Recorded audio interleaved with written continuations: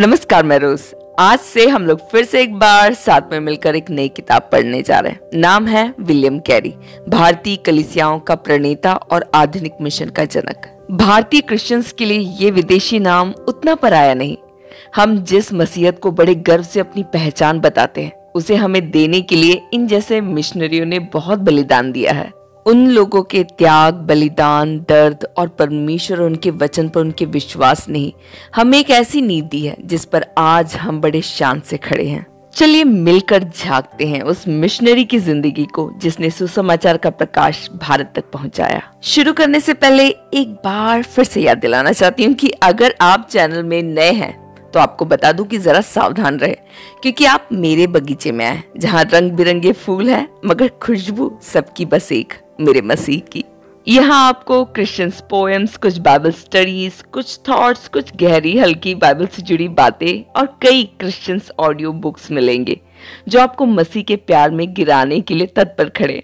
इसलिए अगर मसीह के प्यार में पढ़ना चाहते हैं तो चैनल को सब्सक्राइब किए बिना मत जाना, और जब सब्सक्राइब कर ही चुके हैं तो नोटिफिकेशन बेल को भी जरा ऑन कर लीजिए, कहीं आप विलियम कैरी के इस बुक के किसी इंपॉर्टेंट पार्ट को मिस ना कर दो। और जब इतना ही कर चुके हो तो जरा लाइक और शेयर भी कर सकते हैं। वैसे मैं ज्यादा तो डिमांड नहीं कर रही हूँ, है ना। जैसे मैं अक्सर करती हूँ, मैं ऑलमोस्ट रोज इस बुक का थोड़ा थोड़ा हिस्सा आप लोगों को पढ़कर सुनाऊंगी। ये एक छोटी सी किताब है, 46 पेज की। उम्मीद है हम जल्दी इसे खत्म करेंगे। तो चलिए सीरियसली से शुरू करते हैं, इसी विश्वास से कि ये बुक भी आप सभी के आशीष का कारण बनेगा। विलियम कैरी, आधुनिक मिशन के जनक, भारत में अनेक भाषाओं में बाइबल एवं प्राचीन भारतीय ग्रंथों के अनुवादक। विलियम कैरी का जन्म 1761 इंग्लैंड के नॉर्थशायर में हुआ। उनके पिता चर्च द्वारा संचालित गांव की एक पाठशाला में प्रधान पाठक थे। एक छोटे बालक के रूप में विलियम पक्षियों, पालतू जानवरों तथा पेड़ पौधों की देखरेख व पालन के बड़े शौकीन थे। विलियम में पुस्तकें पढ़ने की एक ना बुझने वाली प्यास थी, विशेषकर यात्रा वृत्तांत, भूगोल, भाषा, विज्ञान, इतिहास, जल यात्राएं आदि विषयों के पुस्तकों के बड़े शौकीन थे। 12 वर्ष की उम्र में उन्होंने लतीनी भाषा की संक्षिप्त व्याकरण का गहन अध्ययन कर लिया था। विलियम का पालन पोषण अत्यंत गरीबी हालात में हुआ।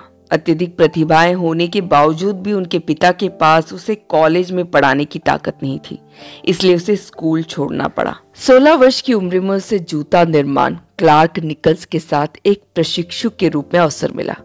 विलियम का एक दूसरा प्रशिक्षु साथी था जिसका नाम था जॉन वॉर। जूतों का निर्माण करते समय जॉन और विलियम धर्म की चर्चा किया करते थे। जॉन को व्यक्तिगत उद्धार का अनुभव प्राप्त था। वह एक संगति में जाया करता था जहां लोग परमेश्वर के खोजी थे। वहां विलियम की भेंट उन खोजियों से हुई। धीरे धीरे उसने विलियम को प्रभावित किया और उसी वर्ष विलियम भी तन मन से परमेश्वर का खोजी बन गया और व्यक्तिगत उद्धार के अनुभव के लिए प्रार्थना करने लगा। एक बार विलियम ने अपने स्वामी के धन से अपने लिए कुछ वस्तुएं खरीद ली और फिर उसे छुपाने के लिए झूठ बोला। उसके स्वामी को तुरंत संदेह हुआ और सच्चाई का पता लगाना शुरू किया। घर की ओर लौटते समय उसने खेतों के किनारे परमेश्वर से क्षमा मांगी और अपना नाम हटवाने के लिए प्रार्थना किया, परंतु अगले ही दिन उसके मालिक को सच्चाई का पता चल गया और उसने विलियम को चोर कहा। अगले दिन उपवास के साथ प्रार्थना थी और विलियम ने परमेश्वर से प्रार्थना किया कि वह उसे झूठ बोलने की आदत से मुक्ति दिलाए। उसके बाद उसने पुनः कभी झूठ नहीं बोला।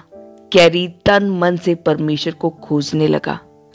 रविवार के दिन कहा करते थे, मैं 3 कलीसियाओं में जाता था और शाम के समय एक प्रार्थना सभा में जाता था। कैरी ने अपने साथी जॉन वार और कुछ अन्य साथियों के साथ हैकल्टन ग्राम में एक असंतुष्टों की कलीसिया की स्थापना की। 18 वर्ष की उम्र में कैरी ने एक भक्त की संगति प्राप्त की जो पड़ोस के ग्राम के भक्त विलियम विधि का अनुयायी था। इस भक्त के साथ बातचीत करते समय कैरी पर पाप की कायलियत का गहरा असर पड़ा। कैरी कहते हैं, मुझे लगा कि मैं बर्बाद और निसहाय था और फिर मैंने प्रभु यीशु मसीह की क्षमा और उद्धार में विश्वास किया। विवाह। 3 वर्ष पश्चात विलियम के मालिक क्लार्क निकल्स का देहांत हो गया तथा उन्हें नए जूते के निर्माता मीटी ओल के पास हैकल्टन कस्बे में जाना पड़ा। यहाँ पर उनका संपर्क श्रीमती ओल्ट की छोटी पुत्री डार्थी से हुआ। डार्थी का विवाह का प्रस्ताव विलियम के सामने रखा गया। जो उनसे 5 वर्ष बड़ी थी। विलियम सहमत हो गए, परंतु दुर्भाग्य से डॉर्थी को एक भयंकर पुरानी मानसिक बीमारी थी, जिसका पता विलियम को विवाह से पहले नहीं था। यह एक अविवेकपूर्ण कदम था। यह 2 असामान्य मनों के बीच विवाह की कहानी थी। विलियम तो सुसमाचार को दुनिया के छोर छोर तक ले जाने की तैयारी में थे, जबकि डॉर्थी अपने गांव से आगे सोच ही नहीं सकती थी। विलियम बाइबल का दुनिया की हर बोली जाने वाली भाषा में अनुवाद करना चाहते थे। दूसरी ओर डॉर्थी को अंग्रेजी पढ़नी भी नहीं आती थी। उनके विवाह के विषय में उनके आत्मकथा लेखक जॉर्ज स्मिथ का कहना यह था, ऐसे मिशनरी सेवक अथवा विद्वान को कभी नहीं देखा जो अपने साथी की बीमारी के बावजूद भी उनकी करुणा उनके प्रति कम नहीं हुई, परंतु 20 से अधिक वर्षों तक अपना सम्मानजनक स्नेह दिखाते रहे। विवाह के बाद का जीवन। 1 वर्ष के बाद मिस्टर ओल्ड का देहांत हो गया तथा विलियम कैरी को उनके व्यवसाय तथा विधवा की देखभाल का भार उठाना पड़ा। उनकी पुत्री का जब जन्म हुआ, घर में खुशियों का एक उत्साह आ गया था, परंतु बहुत ही जल्द पूरे गांव में एक ताप, एक ज्वर फैल गया, जो उनकी पुत्री एन को भी बहा ले गया और उनकी पत्नी एक भयंकर अवसाद में चली गई। अब कैरी भी मलेरिया से पीड़ित होकर बीमार पड़ गए। ताप इतना भयंकर था जिसका परिणाम यह हुआ कि वे शेष जीवन भर के लिए गंजे हो गए। अमेरिका युद्ध ने जूतों के कारोबार को इतना मंदा कर दिया कि कैरी को अब पुराने जूते खरीदने और बेचने जैसा कार्य करना पड़ा। उन्होंने अपना नया साइन बोर्ड टांगा, यहाँ पुराने जूते खरीदे और बेचे जाते हैं। विलियम कैरी का महाविद्यालय। विलियम कैरी ने प्रसिद्ध महाविद्यालय ऑक्सफोर्ड या कैम्ब्रिज में अध्ययन नहीं किया, परंतु जूते सुधारने वाले के टपरे में, जिसका नाम यहाँ पुराने जूते खरीदे और बेचे जाते हैं, किया। जूते सुधारते समय कैरी के सामने हमेशा एक पुस्तक रहती थी। उन्होंने अपने टपरे में बैठे बैठे यूनानी, इब्रानी तथा डच भाषाओं का अध्ययन किया। जो भी किताब उनके हाथ लगती थी उसे वे सीखने लगते थे। उन्होंने हैकल्टन में रहते हुए अपने शेड के आसपास के पास्टरों की मदद से इब्रानी भाषा का अध्ययन किया।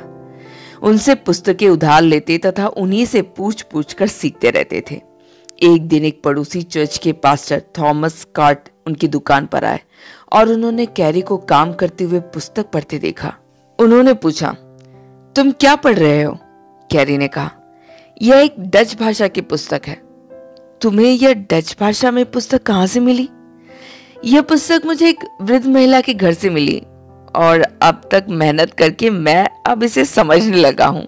उन्होंने पूछा, तुम्हें इतना अध्ययन करने के लिए समय कैसे मिलता है? मैं काम करते समय हमेशा अपने सामने एक पुस्तक रखता हूँ और जब मैं जूतों का थैला लेकर कस्बे में जाता हूँ तब पढ़ा हुआ सब याद करता हुआ जाता हूँ। कैरी का विदेशी मिशन विचार। कैरी बचपन से ही कोलंबस से प्रभावित थे। उसके स्कूल के साथी तो उसे कोलंबस कहकर पुकारते थे। ये विदेश की यात्राओं, भाषाओं और देशों से बड़े आकर्षित रहते थे। उनके हृदय परिवर्तन के पश्चात उनका यह आकर्षण परमेश्वर की आत्मा द्वारा और गहरा एवं श्रेष्ठ बना दिया गया, विशेषकर इस विचार द्वारा कि ऐसे देशों में सुसमाचार लेकर जाए जहां पहले सुसमाचार नहीं पहुंचा है। कैप्टन कुक की पुस्तक जल यात्राएं पढ़ने के बाद तो और भी जलवंत हो गया। अपने मोची के टपरे में काम करते हुए यह विचार और भी अधिक जलवंत होता गया। इस विचार के बारे में बोलते हुए बाद में विल्बर फोर्स ने लोक सदन में कहा था, जब एक निर्धन मोची में लाखों हिंदुओं को उनकी भाषा में बाइबल देने का निर्णय लिया तो ऐसे दृढ़ निश्चय का श्रेष्ठ विचार एक छोटी झोपड़ी तक सीमित नहीं था। यह उनकी सार्वजनिक प्रार्थना व प्रचार सभाओं में प्रकट होता था। कैरी की बहन ने उनके 20वें जन्मदिन पर उनके विषय में कुछ इस प्रकार कहा, वे हमेशा अन्य जाति देशों के बारे में विचार करते रहते थे और गुलामों के व्यापार के बारे में चिंतित रहते थे। मैंने हमेशा उनकी प्रार्थनाओं में इन बेसहारा लोगों के लिए प्रार्थनाएं सुनी हैं।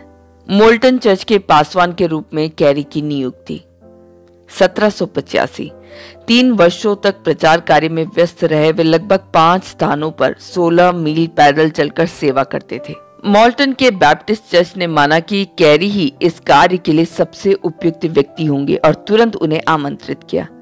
उन्होंने इस प्रस्ताव को तुरंत स्वीकार कर लिया, भले ही उन्हें वेतन 10 पाउंड प्रति वर्ष मिलने वाला था, जो कि उनके कपड़े खरीदने के लिए भी मुश्किल से काफी था।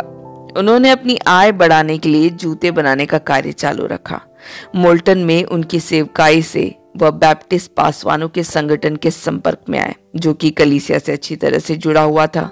यहाँ पर उनका परिचय मिस्टर एंड्रयू फुलर से कराया गया, जो संगठन के सचिव थे। फुलर कैरी का पहली बार प्रचार सुनकर उनसे प्रभावित हुए और उनके बीच एक निकट की मित्रता आरंभ हुई, जो उनके जीवन भर चलती रही। यह मित्रता लूथर और मेलांगथन और वेस्ली भाइयों के समान थी। फुलर, जो अक्सर मोल्टन चर्च में भेंट किया करते थे, उन्होंने कैरी के बारे में कहा, चर्च की सदस्य संख्या कम व गरीब होते हुए उन्होंने अपने परिवार की सहायता के लिए अपना व्यवसाय जारी रखा। उसका दिमाग ज्ञान की चीजों को खोजने में लगा रहता था। वे ज्ञान की हर शाखा को सीखना चाहते थे।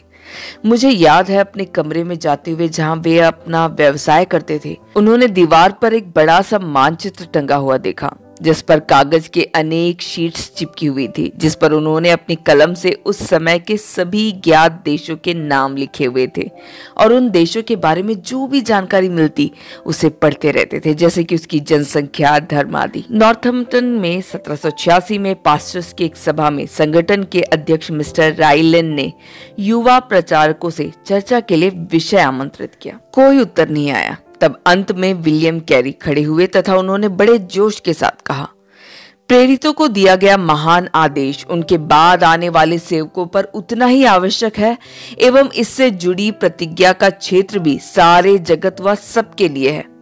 यह सुनते ही अध्यक्ष ने तुरंत चिल्लाते हुए डांट कर कहा, ए जवान, बैठ जाओ। परमेश्वर जब अन्य जातियों के दिलों को बदलना चाहेगा, वह बिना तुम्हारी और मेरी सहायता के कर लेगा। कैरी ने इस विषय को पहले कभी भी इतने खुले तौर पर नहीं रखा था और एक क्षण के लिए शर्मिंदा हो गए। इस घटना से पता चला कि कैरी और उस समय के पासवानों के बीच एक अंतर था, परंतु उसके निकट मित्र मिस्टर फुलर ने उन्हें सहानुभूति प्रदान करते हुए उत्साहवर्धक बातें कही और कहा कि अपने विचार पर आगे बढ़ते रहे। फुलर से उत्साहित होकर कैरी ने विदेशी मिशन विषय पर एक पर्चा लिखना आरंभ किया। पर्चे का विषय था अन्य जाति लोगों के हृदय परिवर्तन के लिए मसीहों द्वारा अपने संस्थानों के इस्तेमाल के विषय में पूछताछ की अनिवार्यता। यह पर्चा लिखते समय वह इतना खो गया कि अपने व्यवसाय के लिए समय ही ना निकाल सका। जब तक वह पर्चा तैयार ना हो गया, कैरी को अपने परिवार सहित अनेक बार बिना भोजन किए सोना पड़ा।